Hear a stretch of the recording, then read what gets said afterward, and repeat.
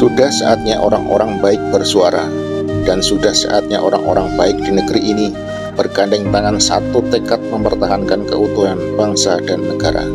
Karena demokrasi di republik ini sedang tidak baik-baik dan sedang mengarah pada titik kematian.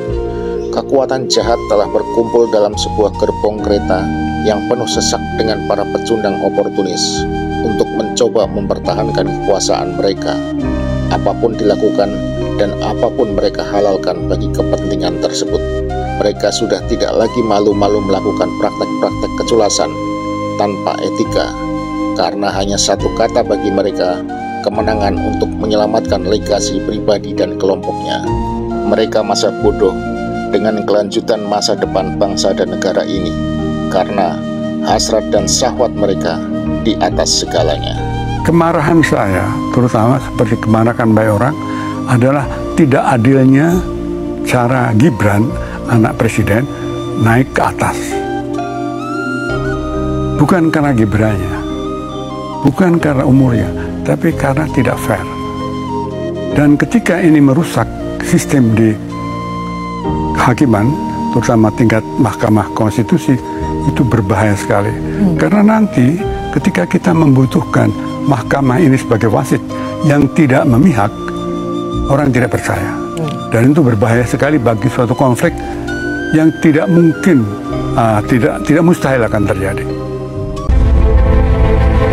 Welcome to your channel QNC, berdiri kokoh di tengah. Menempatkan anak sebagai calon wakil presiden wujud paranoia Jokowi, kepentingan personal yang merusak demokrasi. Saya Setria Asra, inilah opini Tempo.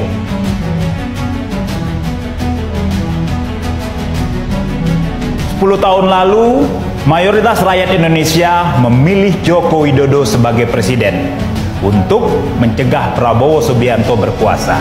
Prabowo adalah salah satu simbol kekuatan lama Orde Baru yang hendak diputus melalui reformasi 1998. Kini tak hanya bersekutu, Jokowi bahkan menyokong Prabowo dengan memasangkan Ketua Umum Partai Gerindra itu dengan anaknya, Gibran Rakabuming Raka, sebagai calon presiden dan wakil presiden 2024. Setelah gagal mendapatkan dukungan publik dan partai politik untuk memperpanjang masa jabatan presiden, Jokowi memakai cara yang sepintas demokratis, tapi untuk tetap berkuasa. Di banyak negara, politik dinasti memang tak dilarang, tapi ia terbukti merusak demokrasi karena menodai fairness dalam sistem pemilihan. Sebagai penguasa, Jokowi bisa memobilisasi aparatur dan alat negara serta sumber dana untuk memenangkan calon presiden yang ia dukung. Penggantian Menteri Komunikasi dan Informatika, Menteri Pertanian, serta Kepala Staf Tentara Nasional Indonesia Angkatan Darat oleh orang-orang yang dikenal punya sejarah kedekatan dengan Jokowi mudah ditafsirkan sebagai bagian dari upaya pemenangan pemilu 2024 ketimbang perbaikan teknokratik di ketiga lembaga. Dalam pemilihan kepala daerah serentak 2020, mobilisasi alat kekuasaan oleh patron calon kepala daerah efektif menjaring suara pemilih. Dari 804 calon, sebanyak 16,8% memiliki hubungan dengan dinasti politik dan 42,96% memenangi pemilihan.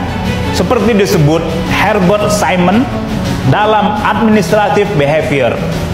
Dalam sistem pemilihan yang demokratis, suara pemilih cenderung mengikuti suara elit yang punya sumber daya menguasai informasi.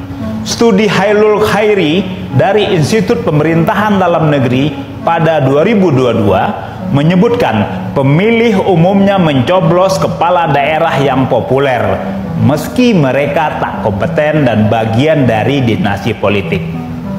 Keleluasaan Jokowi mengacak-ngacak cita-cita reformasi 1998 terjadi akibat partai-partai hanya memikirkan perut sendiri. Alih-alih memimpin oposisi, Prabowo Subianto menerima pinangan Jokowi menjadi Menteri Pertahanan setelah kalah dalam pemilu 2014 dan 2019. Dalih rekonsiliasi menyembuhkan polarisasi, tersebab dua pemilu menjadi alasan yang dipakai keduanya membangun koalisi ganjil tersebut. Bergabungnya Prabowo dalam kabinet Jokowi diikuti partai-partai lain. Koalisi tanpa syarat yang dibentuk Jokowi membuat ia leluasa merangkul dan memiting lawan politiknya.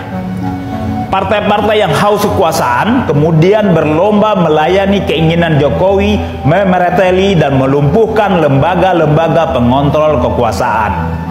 Partai politik di Dewan Perwakilan Rakyat setuju ketika Jokowi mengebiri Komisi Pemberantasan Korupsi. Partai-partai membiarkan Mahkamah Konstitusi dikuasai Jokowi melalui pernikahan adiknya dengan Ketua MK, Anwar Usman.